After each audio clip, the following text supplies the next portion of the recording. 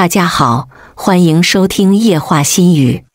18岁成人礼这天，借着酒意向把我养大的小舅舅告白了，他眼神立刻充满厌恶。陆默默，我是小舅舅，你勿不恶心。后来他带着白月光高调回到别墅，做尽情侣之间的事情。我心如死灰，选择出国，可他却疯了一般到处找我。我坐在餐桌旁，麻木地盯着时钟。凌晨12点半了，江心月还没从陆亦涵房间出来。看来陆亦涵真的很喜欢他。也许我是时候离开了，可我还贪心地想要让他陪我过完19岁的生日。只剩5天罢了。我拿出手机编辑着短信：老师，我愿意答应出国进修的设计的事情，还来得及吗？对方似乎根本没睡，直接秒回复着：默默，你终于愿意了，名额一直给你留着呢。老师这里随时欢迎你。去年就该答应了，默默是发生什么事了吗？我看着短信，苦笑了一声。随后缓缓抬头看向餐桌上的照片，那是18岁陆默默和28岁的陆亦涵。那是去年我成人礼的时候拍的照片。照片里，我穿着陆亦涵给我准备的高定礼裙，头戴精致的钻石皇冠，美丽像个小公主。而陆亦涵穿着合身的西装，金贵冷漠的脸上低头宠溺地看着我。直到现在，我依然记得当时拍这幅照片的心情。可是有些事从头都是我自作多情。陆亦涵是我外公领养的战友的孩子，从我有印象起，他就是我名义上的小舅舅。陆亦涵对我极好。我8岁那年，父母出了意外，乘坐的飞机坠毁，从此我成了没有家的孩子。陆亦涵得知消息，直接把我带回陆家，养在身边。也许是陆亦涵心疼我年幼失去双亲，也是同病相怜。他待我极好，所有事都亲力亲为。即使公司业务再忙，陆亦涵都会在9点前回家，亲自哄我睡觉。11岁那边，少女初潮，我哭得不能自已，以为我快死了。陆亦涵得知消息，直接结束了重要的会议，回来哄我。看到我哭得乱七八糟，甚至说不出一句整话，他慌得把我抱在怀里。我在他怀里抽抽搭搭的不肯说话，直到他看到床上的那一抹红。我肉眼可见的他红了脸，轻轻拍着我的头，温柔地说着：我的默默长大了。他温柔地安抚着我，亲自去给我买了姨妈巾。因为这份温柔细致，我从小就爱黏着他。等到情窦初开的年纪，我懂了，我对陆亦涵心动了，可我也纠结过，他是我名义上的小舅舅。我死死地把少女心事压在心底，不敢被外人得知。18岁生日那年，陆亦涵给我举行了一个非常大型的成人礼。宴会上，我浅浅地和众人喝了一点点酒。陆亦涵似乎很高兴，在外人面前滴酒不沾的他，那天竟出奇地喝醉了。送走客人后，我看着醉倒在沙发上的他，有些痴迷了。我起身想把他扶进房间，可他却一把拽住了我，把我拖在了他的身上。滚烫的身体烫得我差点失去理智，看着喜欢的人近在眼前。我低头吻上了他，我能感觉到陆亦涵身体僵硬了一瞬，随后逐渐回应我。我高兴极了，以为陆亦涵也是爱我的。下一秒，薄思恒睁开眼，眼神带着幽深。我趁机表明着心意：陆亦涵，我喜欢你。陆亦涵脸色大变，眼神带着嫌弃。陆默默，我看你是疯了，我是你名义上的小舅舅。我醉了，可我们明明没有血缘关系，陆亦涵像是听到什么好笑的事情一样，直接起身。这件事情不要再说。我浑身冰冷地坐在沙发上。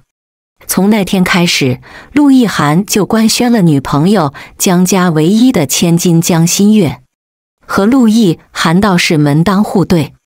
我哭过闹过，可陆亦涵对我却越来越厌恶。从此，陆亦涵每天都带江心月回家，做尽了情侣之间能做的事情。此刻听着陆亦涵房间传出来的暧昧声，我心如刀绞。那一刻，我终于放弃喜欢陆亦涵。其实，去年我设计的珠宝手链 YH 被一个知名设计师看中了，他想收我当入门弟子。我离不开陆亦涵，便拒绝了。等这次生日过完，我是时候走了。1个小时后，突然传来开门声，随后陆亦涵走了出来。他抬头看了下时间，凌晨1点半多了。看到我坐在餐桌上，满脸泪痕地呆坐着，他皱着眉：“陆默默，你什么时候变成这样了？你是在偷听我和新月做吗？陆默默，你真是越来越不可理喻了。”我挂满泪珠的脸，抬起头倔强地看着他小叔。我没有陆亦涵似是更生气了，他烦躁地提了一下椅子，回你自己屋去。说完，陆亦涵大力地关上了房门。我的心随之一震，只觉得心里涩涩的。陆亦涵从来都没用过这种语气跟我说话的，几乎是把我宠上了天。失去家人后，我就害怕一个人独处。即使陆亦涵在忙，他都会抽出时间回来看我睡着，再去忙工作。哪怕去国外出差，也是当晚回来。11年来，5一例外。可自从我表白后，这一切都变了。他开始故意地疏远我，经常出差和加班，避免跟我见面，也不再给我带一些小礼物。一瞬间，仿佛收回了对我的所有偏爱。再到江心月出现后，他对我表现得更加冷漠。我明白其中的缘由，却也无法破解。我麻木地站起身来，缓缓走向他的房间门口。房间内，娇媚的女声正在轻柔地哄着他。我的手顿住了。陆亦涵真的很喜欢他。叩叩叩！陆亦涵猛地开了门，语气有些不太好。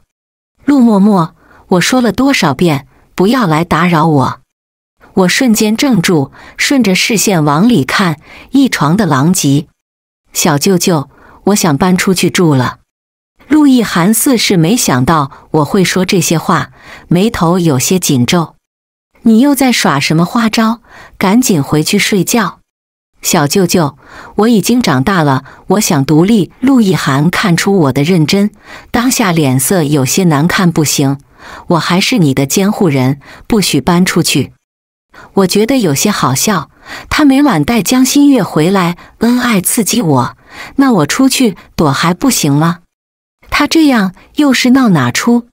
还不等我开口，陆亦涵死死地盯着我。陆默默，别再想搬出去的事，不可能。随后关紧了大门。我心里有些苦涩，也好，反正1个月后我也会离开。看来离开的事情还不能告诉他。第2天一早，我拿上了所有的证件，准备去办签证的事情。下楼后，我看到陆亦涵正坐在餐桌上吃饭。我微微向他打了个招呼，就准备出门，可陆亦涵似乎没料到我这个态度对他。以往总会蹦蹦跳跳地下楼，缠着陆亦涵给我做所有我爱吃的早点。陆亦涵对我很好，他全部都会答应。陆亦涵回过神来，我已经走到了玄关处。一大早的你去哪？外边在下雪，你就穿这么点。我不想再有过多牵扯了，出去有点事，不安全，我送你。他说完送我一下有些怔住了。不用了，小舅舅，今天是万圣节，你应该和新月姐要约会吧？陆亦涵皱了皱眉，你说什么？我努力地保持着微笑。我看到新闻啦，你买了一条1000万的钻石项链，应该是要送给新月姐吧？陆亦涵一愣，下意识回嘴，那是我要送给……话还没说完，妆容精致的江新月就从楼下飞奔了下来。阿涵，今天我们去哪约会？一切正如我所想的，他们今天果然是要约会的吧？随后慢慢后退几步，准备穿鞋就出门。可江新月像是才刚看到我一般，默默也在呀，这是要去约会？听到约会2个字，陆亦涵脸色冰冷的厉害。等着，我一会送你。我淡笑地看着陆亦涵，谢谢小舅舅。这一次，我真心实意地把他当成我小舅舅了。到了车前，我乖巧地坐在了后座，不再打扰陆亦涵。他只是眉头微皱，他知道的，我晕车，非常厉害。以前他总是会让我坐在副驾的位置，可今天我不想了。江新月二话没说就坐在了副驾位置，陆亦涵也没再说什么，上车就开了出去。如果小舅舅一会送我到签证处，他会是怎样的表情呢？我一路上都在想着。江新月心情似乎很好，一直在跟陆亦涵说着今天的行程安排。快到目的地的时候，江新月突然说着忘记带包了。默默，真不好意思，都怪我。新月，没事，我带你回去拿，默默可以自己走过去。我看着车窗外的大雪，心里冰冷异常。谢谢小舅舅了。我刚下车，黑色的迈巴赫疾驰而过，车里的陆亦涵似乎连个余光都没给到我。我苦涩一笑，踩着大雪徒步了2公里，走到了签证处。办理好后，我回了一趟学校，跟老师表明出国留学的事情。老师在高兴之余非常意外，默默，这是你不回来了？你小舅舅也舍得吗？我苦涩地笑了，我们毕竟没有血缘关系，也不好一直麻烦小舅舅。我的老师感慨万千，细说着小舅舅曾经对我的好，可那对我来说已经都是过去了。我回到家，穿着湿透的衣服，收拾着签证的东西，还需要一笔钱，即使他是我小舅舅，我也不会再花他的钱了。算好之后，我百无聊赖地翻着手机朋友圈，江新月发了很多酒店的照片和礼物照片，其中自拍的钻石项链更是闪亮地刺痛了我的眼，果然是送给他的。自从江新月和陆亦涵在一起后，他就经常分享这种照片，似炫耀一般。以前我每次看到都会哭着入睡，可这一次我只是平淡地点了赞。玩得开心，可下一秒我就接到了陆亦涵的电话，他的声音阴沉的吓人。在哪？我有些奇怪，在家里。电话直接切断，我莫名其妙地看了一眼手机。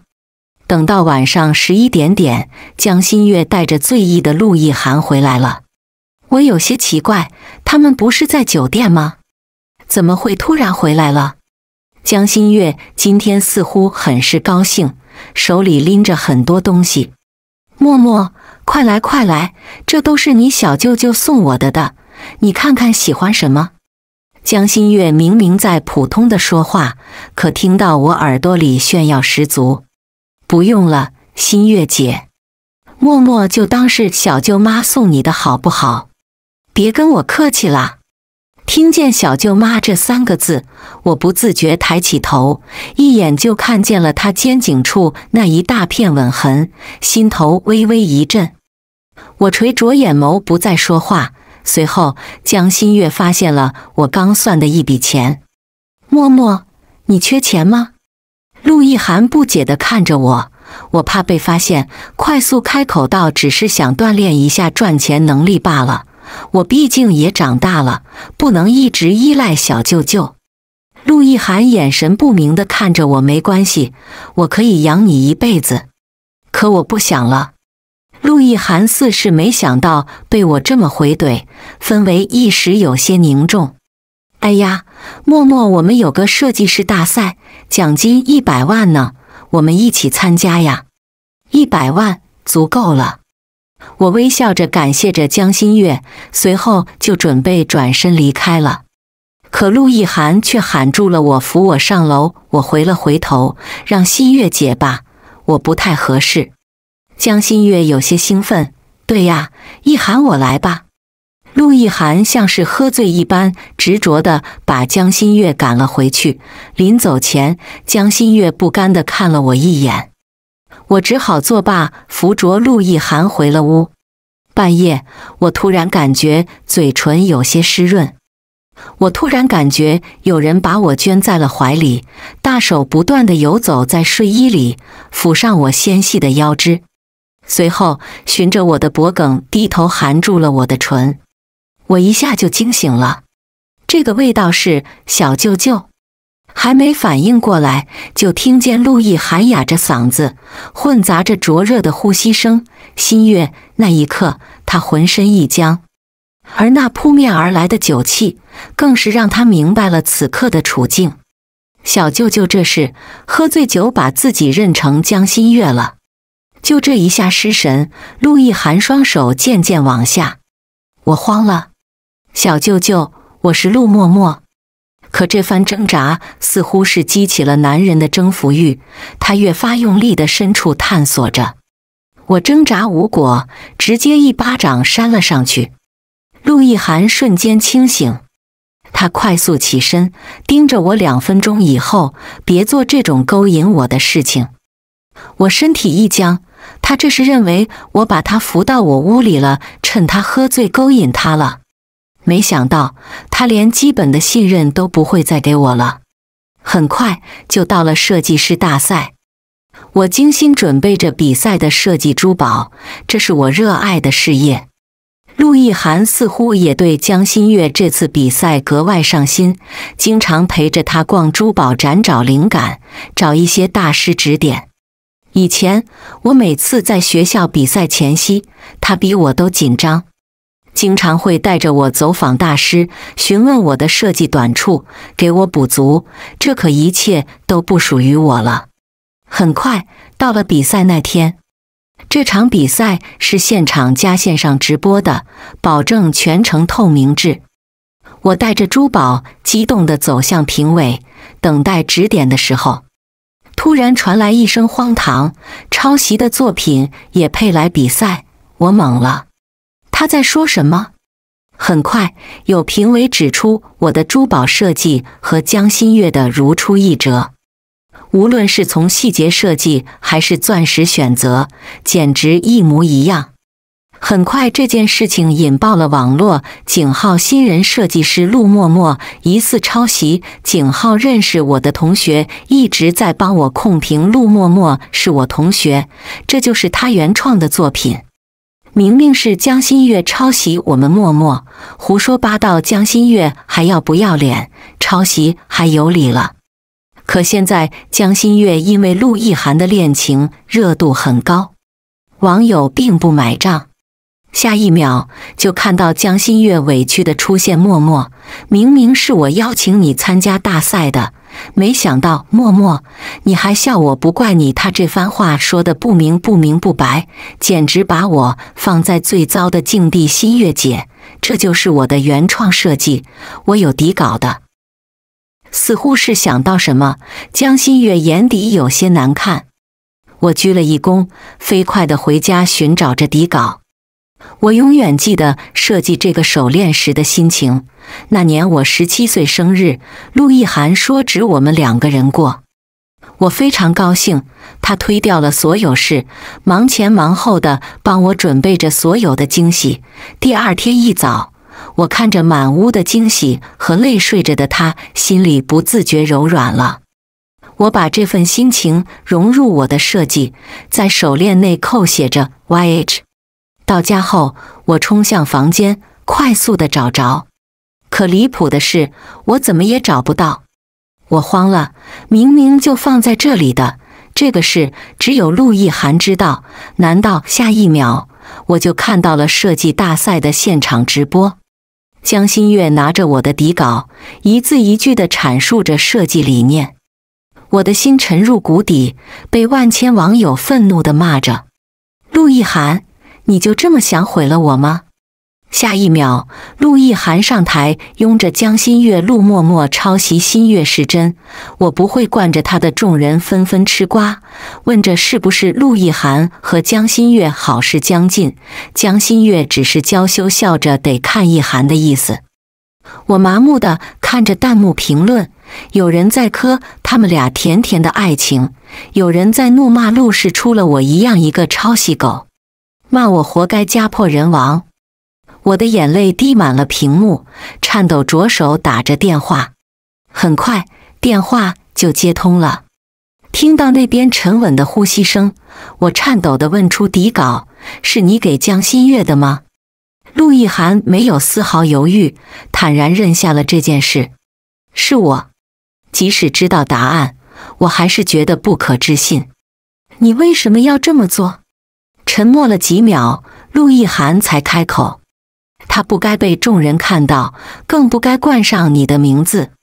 原来还是在害怕被外人察觉，原来还是在担心他对他怀有非分之想。我惨然一笑，陆亦涵，你要毁了我吗？陆亦涵猛地生气了。新月不是故意的，你至于这么斤斤计较吗？陆默默，你什么时候变得那么小气了？只是一条手链而已。说话，他直接挂断了电话。我惨然一笑，只是一条手链吗？他明知道那条手链代表着什么。陆亦涵，我似乎不认识你了。我快速联系着国外的老师，老师知道后非常气愤，想要帮我出声说话，我拦住了，就当我为他做最后一件事情吧。陆亦涵的妻子不能有任何污点。老师，对不起，我不配您教我了。老师更气了。陆默默，我看中的是你的才华，别乱想，处理好你的事情，马上过来。脑子里胡乱地想着很多事情，看来总归是要离开的。至于钱的事情，到了国外再慢慢打工也好。老师，我会尽快过去的。老师非常欣慰，不断地说着要来接机。挂了电话后，我快速地收拾着行李。明天就是我生日了，可他有更需要陪伴的人。当晚，我看到了陆氏新闻，陆亦涵庆祝江新月设计大赛夺冠，现场求婚。新月，嫁给我吧。江新月甜蜜地笑着，接下了戒指。我眼泪缓缓流下，笑得惨然。第二天一大早，陆亦涵还没回家，想必和江新月甜蜜着吧。我带着行李箱不再留恋。小舅舅，祝你幸福，真心实意。说完，我坐着出租车驶向了机场。陆亦涵此刻心里有些不安，他总觉得陆默默给他发的短信有问题，可又说不上哪里不对。明天就是陆默默生日了，想必也不会有什么问题。亦涵，你怎么了？听到江新月出声，陆亦涵回神了。江小姐，别忘了你的身份。江新月蓦地愣住了，她知道的，她就是一枚棋子。陆亦涵在众人面前做尽了爱她的事情，可她知道陆亦涵不爱她，她爱陆默默。江新月看得出来，可那又怎样？他们的感情终究是见不得光的。站在陆亦涵身边的只能是他江新月，所以他经常给陆默默发一些和陆亦涵暧昧的照片，分享他和陆亦涵的甜蜜事情。陆先生，陆亦涵冷漠的眼神不再看他，吩咐司机送江新月回家，随后自己上了另一辆车回陆家。上了车后，陆亦涵看着手机响了一瞬，还是准备给陆默默打个电话。第一通电话显示关机，第二通电话还是关机，第三通、第四通、第五通，结果都是一样的。陆亦涵有些慌了，陆默默从来不会这样。冷静下来后，他连忙给管家打了过去。小姐呢？小姐昨晚拎着行李就出去了，我以为她现在还没回来。陆亦涵身上的血气瞬间逆流，整个人直接僵住了。一路上，陆亦涵整个人像个活阎王一般，司机吓得大气都不敢出，只能加速往陆宅赶去。没有人知道陆小姐对陆先生的重要，她要是出走了，陆先生只怕要掘地3尺找人了。黑色迈巴赫驶入别墅后，陆亦涵快速打开车门，疯了一样冲进别墅里。打开别墅大门，屋内静悄悄的，再也没有小姑娘欢快叫着欢迎小舅舅回家。她抬着脚步四处搜索着，却找不到陆默默的身影。她快速冲进她的房间，发现房间内她的东西全部都没有了。陆亦涵怒视着管家，他走，为什么不拦着他？管家被吓得只差要当场跪下来。小姐以前也这么出去过，这次陆亦涵只觉得一肚子火。以前陆默默不满他和江心月的事情，也离家出走过。可他知道那都是耍脾气，过一天他就会回来的，毕竟他舍不得自己。被爱的人有恃无恐。可这次他慌了，他走得十分彻底，像是不要他了。是他活该，做了太多伤害他的事情。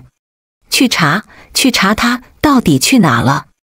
众人得到吩咐，连忙加班加点开始工作。陆亦涵呆坐在陆默默的房间里，他的脑海里乱糟糟的，不停闪现着各种画面，心中万般滋味纠缠在一起。收到18岁的陆默默的告白时，他是惊慌失措的，可他心里不知为什么竟是兴奋的。可他知道身份上的差距，所以严厉拒绝了他。可小姑娘十分耐心，经常对他表白。于是他为了让小姑娘死心，找了江心月合作，反复在她面前上演甜蜜，试图让她死心。他宣布和江心月结婚前，甚至也贪婪着想着，哪怕结婚，他也会一直留在自己身边。可他忽略了陆默默的倔强。这一次他失控了，陆亦涵怕了。此时他才知道他对陆默默的爱有多深。可现在怕是已经晚了，国内的一切我都不知道。到了奥地利后，我刚下飞机，老师就给了我个拥抱。默默，等你好久了。我冲老师笑着，这是我新的开始吧。老师执拗地让我住在了他家，说是自己孤单。我知道，老师这是在帮我省房租。1个星期后，我逐渐适应了这里生活节奏。我每天都窝在家里画一下设计稿。这天，老师说接了一个工作，要帮一个结婚的夫妻设计戒指，指明要我设计。我觉得十分奇怪，我才来老师这里没多久，而且也没什么名声，怎么会找到我？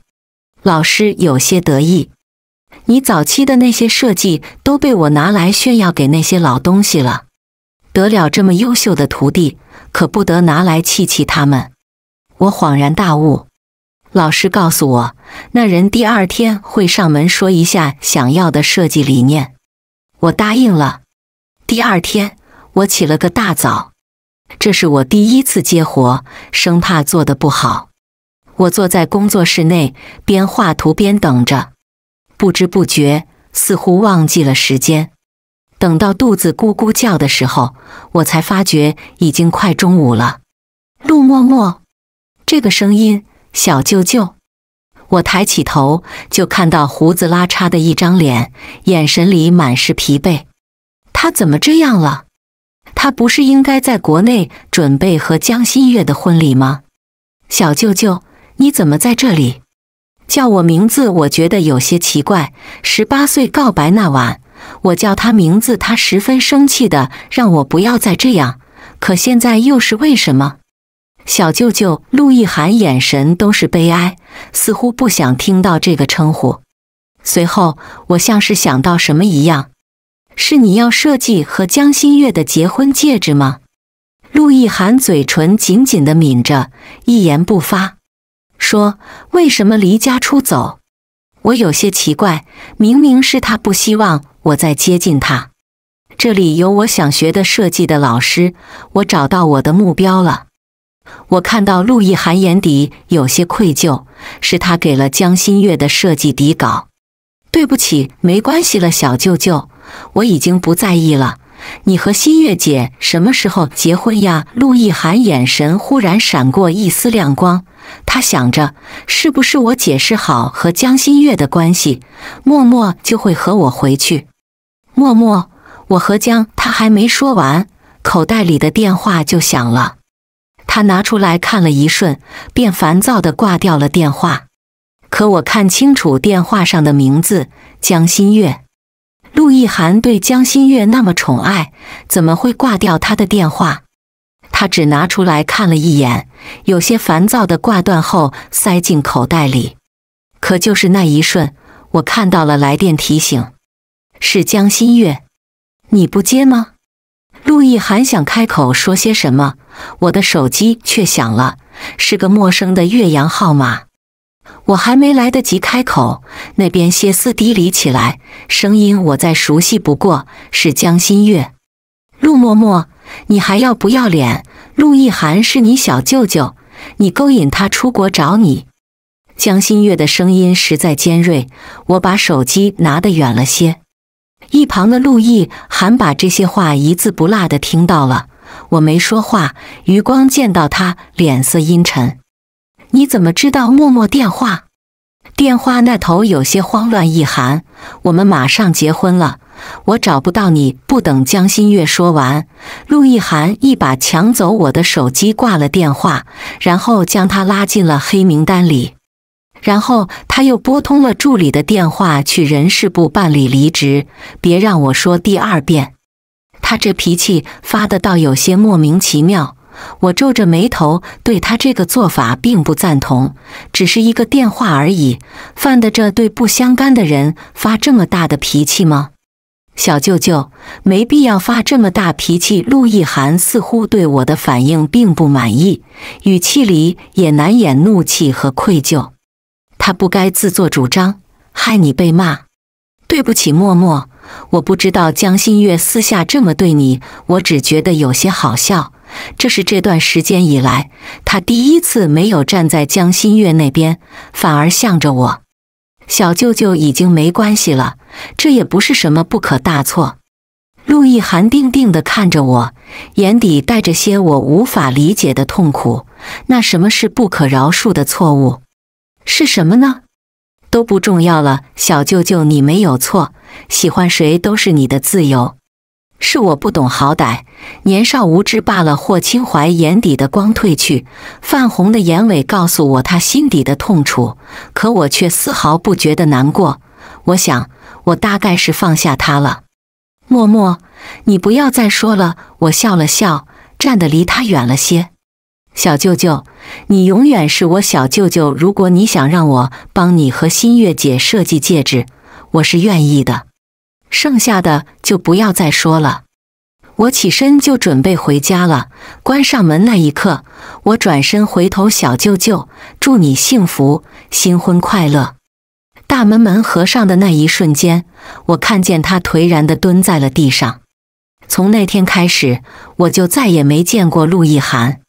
想来他也是回国了，也好，这样对他对我都好。这天，我百无聊赖地在奥地利的街头走着，寻找着设计灵感。圣斯托凡大教堂给人莫名的平静，一直待到晚上，我才恍然回神。回家路上，我总觉得有人在跟着我。我猛地回头，却发现身后并没有人，可身后的脚步声一直跟我着，节奏极其一致。我有些慌了，快速地往老师家的方向跑去。眼看就要到家，我突然被一个高壮的男人捂住了嘴。他使劲把我往一旁车里使劲地拖着，我连忙挣扎，却动不了分毫。再乱动弄死你！”听到他恶狠狠的话，我吓得不敢动了。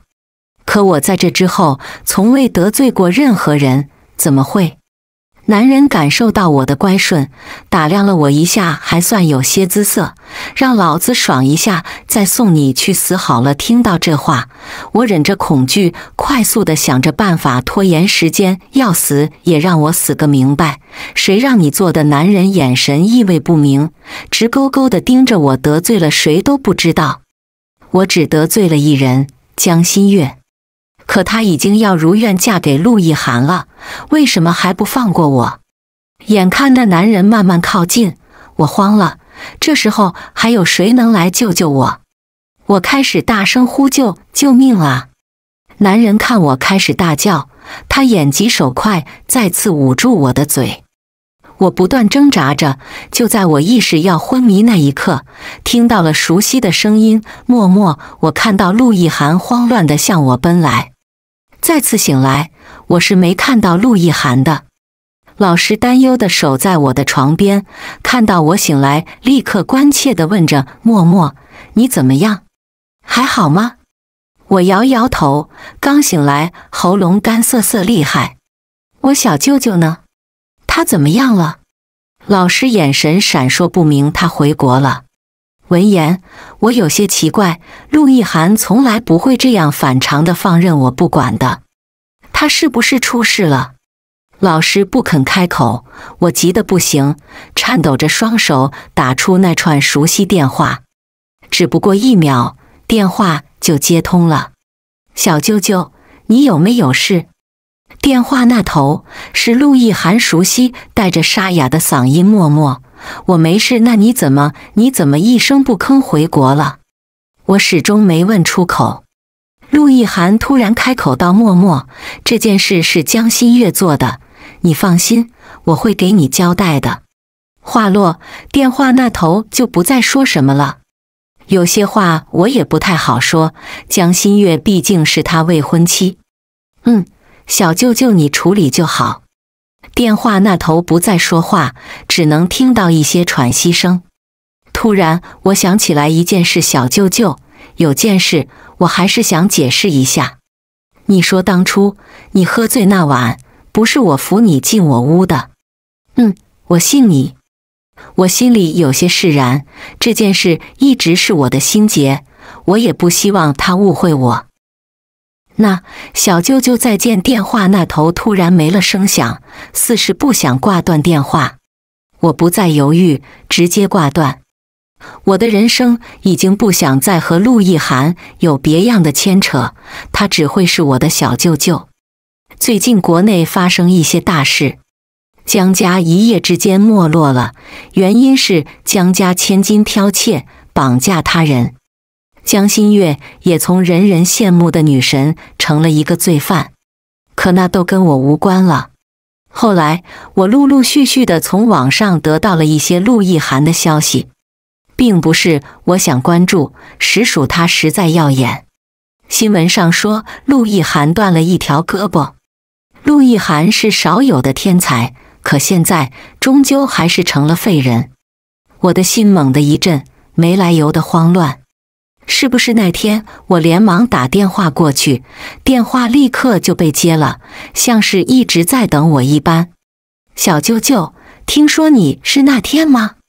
电话那头，陆亦寒沉默了几秒，随后淡淡开口道：“默默，别多想，不是因为你。”那是因为说到这里，我似乎缺少了开口的理由，我不该过多关心，但还是忍不住多问了一句：“你还好吗？”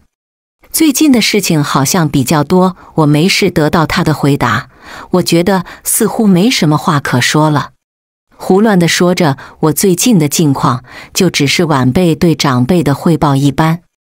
陆亦寒在那头静静地听着，贪婪地想把每一个字都印在心里。那小舅舅，我挂了，照顾好自己。挂断电话后，我盯着手机出了神。他撒谎了，我太了解他了，他每次撒谎都会沉默几秒。